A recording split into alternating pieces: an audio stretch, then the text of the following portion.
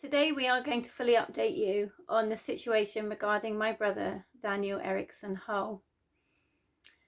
As many of you are aware, the criminal case against Daniel collapsed. The prosecution case could no longer continue after the boys that had made statements testified that Daniel had been abusing them one by one withdrew their statements.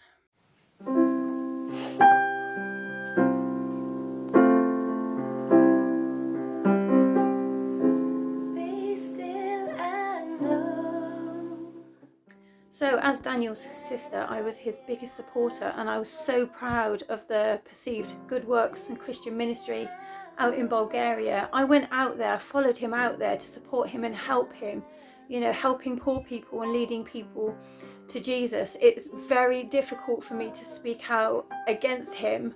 I have absolutely nothing to gain from doing this. This is personal, private, family matter. And I just pray that God gives me the strength that I need to get through this, sharing with you what you need to be told and the facts of this situation. My world came crashing down when Jasmine and I uncovered Google search history dating back years. The history included dates and locations and the searches that took place. On a visit to my brother in Bulgaria in prison, he gave me the password to his YouTube account. Daniel was concerned that comments attached to his ministry videos would go unedited, and he asked me to remove any negative comments attached to his videos. When signed into YouTube, this automatically opened his Gmail account and gave access to his search history. My daughter Jasmine uncovered multiple entries over a 5-year period with dates and times and locations in Bulgaria and England, wherever Daniel was living at the time of the search. As much as I wanted there could be no mistake or no explanation. I was distraught and devastated at what was uncovered.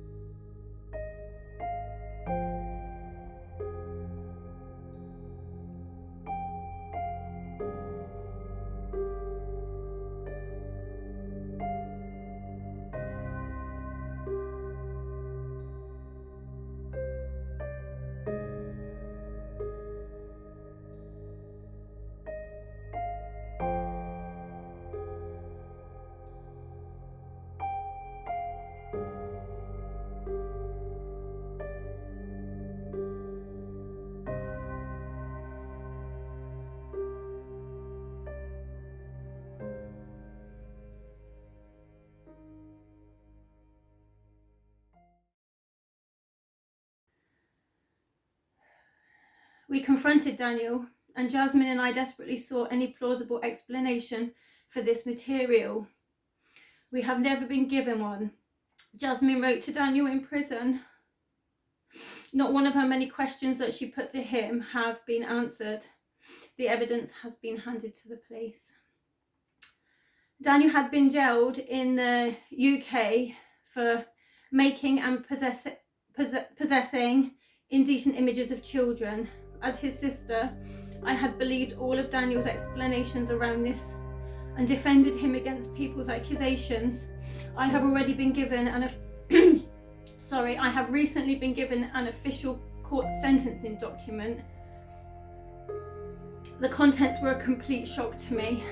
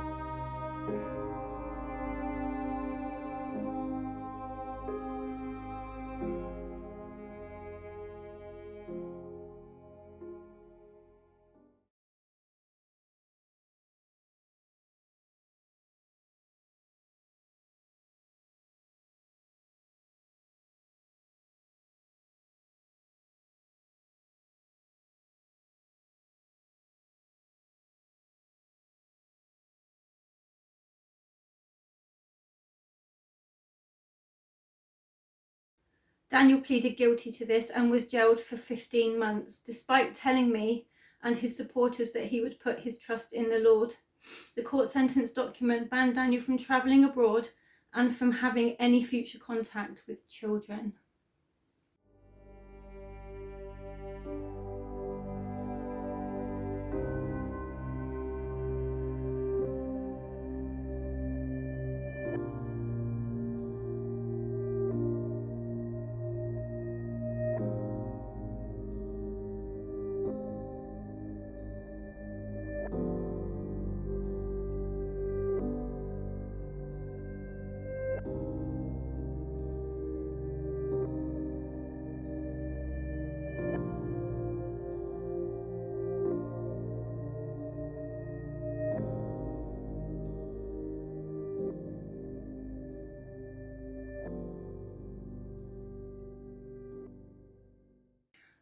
On his release from prison on licence in July 2017, he illegally fled back to Bulgaria, breaking the terms of his release and the court order, and continued to live there in Nadezhda amongst the children until September 12, 2019, when Bulgarian police found him at 6 a.m. in his bedroom with 8 teenage boys. He was arrested and they held him for a further 18 months. Daniel was released on bail in May. Within days, Daniel was photographed back in his home with the boys in Nadezhda, with the same boys that had testified against him. A video has recently surfaced from the boys in Nadezhda of him showing his behind in a sexual manner. I recognised that the video had been made in my mother's house, and I raised concerns about this and asked my mother's husband if he knew of the video. He explained it was medical and was sent to the doctor regarding an abscess and was somehow leaked to the boys. I will reluctantly share this video with you so you can make up your own mind.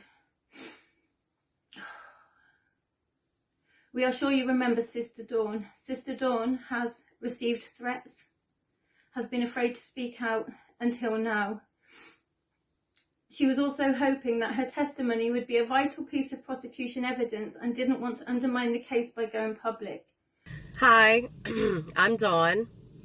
I lived in Nadezhda twice, once in 2018 and again in 2019, alongside Daniel Erickson-Hull and the beautiful Roma Gypsy people of the ghetto Nadezhda. I am extremely nervous about this video. I do not want to make this video. I have been traumatized and I have been triggered, and this is very difficult, but I'm going to be straightforward about my experiences in Nadezhda with Daniel and the peoples.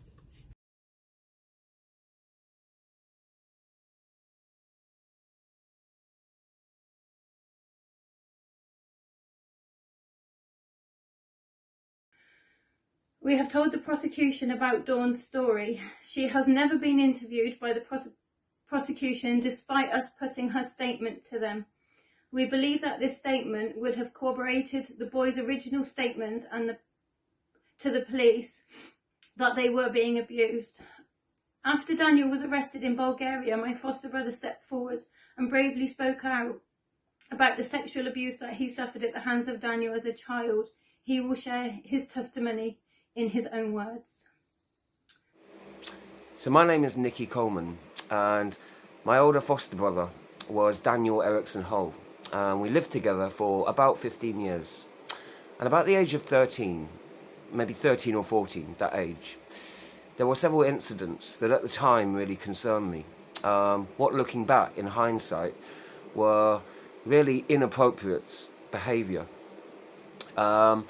At the time, I didn't report anything due to the embarrassing nature of it, and also being at a very young age, as a young, impressionable teenager that really didn't know at that point what was appropriate and what's not. And the incidents really involved several things. There was one occasion while we were both abroad in a holiday hotel room. Well, I'd emerged out of a shower, just wearing my towel, and on the instigation of Mr. Erickson-Hull, Daniel had somehow instigated a naked wrestling thing, where we were jumping on each other's backs, throwing each other onto beds. You know, it seemed like mucking around, but it was naked, without any clothes on. At this point, Daniel is 6 years older than me, so I'm about 13 and he's 19 at this age. It was a truth or dare game at the house that involved various different things. And one of the low points of those involved me being exposed, sat in a naked bath, while he was weeing in the bath. But there were a number of other incidents. So I think the opportunities that Daniel had then were probably quite limited. So I probably was quite fortunate that he didn't have more opportunities to push those things any further. But I wonder, and I don't know whether those grooming tactics that he used against me are a similar kind that he's used against potentially many other youths. I can only say the experience that had happened to me, that it was something I know is very wrong, and to call it inappropriate is an understatement. You know, it did have an effect on me, and I just feel very sorry for any others that have gone through anything like he did to me, and potentially much, much worse as well, actually. So I felt compelled to go on record and make a statement of it, if it can be of any help to anyone. All I've told you is the absolute truth before Almighty God, as God's my witness. The prosecution have stated that after an in-depth analysis of the evidence, including the totality of circumstantial evidence, it leads to the only possible conclusion that the accused, Daniel Erickson-Hull, did not commit the crimes. So, sorry, this is so hard. A convicted British paedophile still on the run that pleaded guilty to having thousands of images of the worst kind found with 8 boys in his room at 6 a.m, 5 under the age of 14, after searching on the internet for sex with gypsy ethnic boys all told the police of their abuse, and in their original statements, the same boys that have told Dawn the stories of their abuse. We were always told all along that the case against him was strong, and there would be no need to gather further evidence. The prosecution clearly believed the case was strong to imprison him for 18 months and had denied him several applications for bail. The defence lawyer had demanded the change of the prosecutor 3 times. It was the 3rd prosecutor that released the latest statement clearing him of all criminal proceedings. Daniel is still being charged with tax evasion and will face trials as things stand. They are aware of donations totalling £958,819 lev, which is over £418,000 or over $500,000. Donations from kind-hearted Christians giving what they have to help the poor. Whilst Daniel was imprisoned in Sliven and had regular visitors from Nadezhda, we believed this huge sum of money in this neighbourhood brought him power and influence in the community. He has been able to groom the boys and their families and buy their silence. Ultimately, the boys found with Daniel withdrew their statements and the case against him collapsed. Okay, there was one time after I had moved back to England and I went out to visit. I had forgotten to ask Daniel for the key, or he'd forgotten to give it to me the night before. So in the morning I'd woken up, we were ready to go. He wasn't awake yet, so I went and knocked his door and opened it. And I was just totally horrified because there was boys sleeping all over the room and it's so hot and there were children lying everywhere, and I shook and I froze.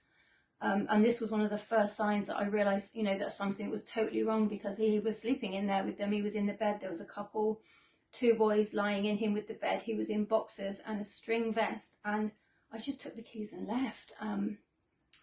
And yeah, that was, I know that Daniel slept in the bed in the statement where he said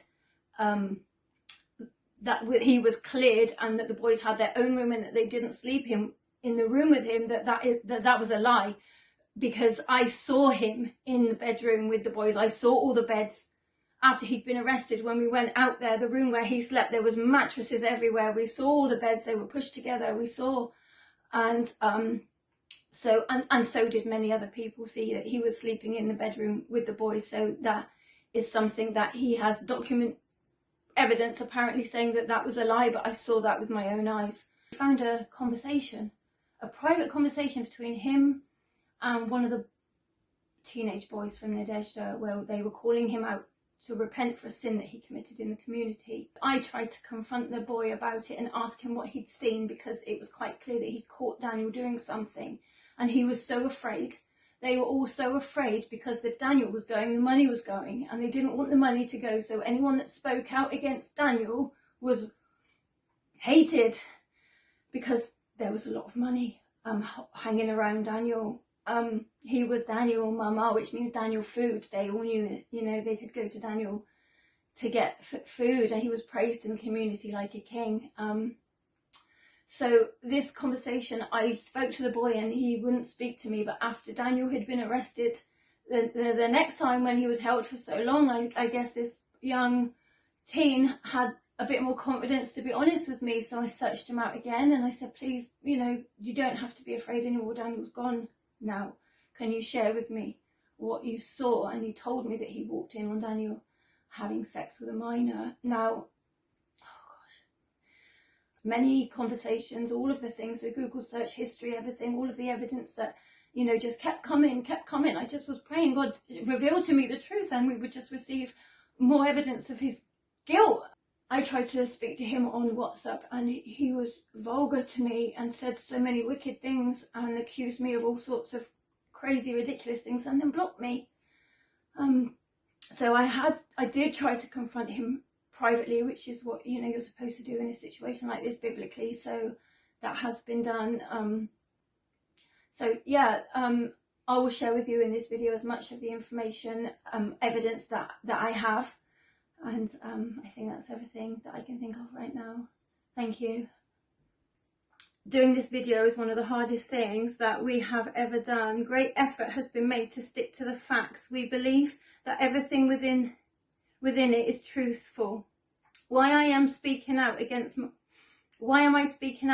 my brother now? Daniel is now reaching out again to would-be supporters.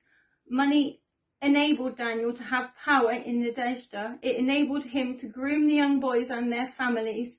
It enabled him to buy their silence. Please help us do all that we can to limit his support, which will directly enable him to commit further abuse.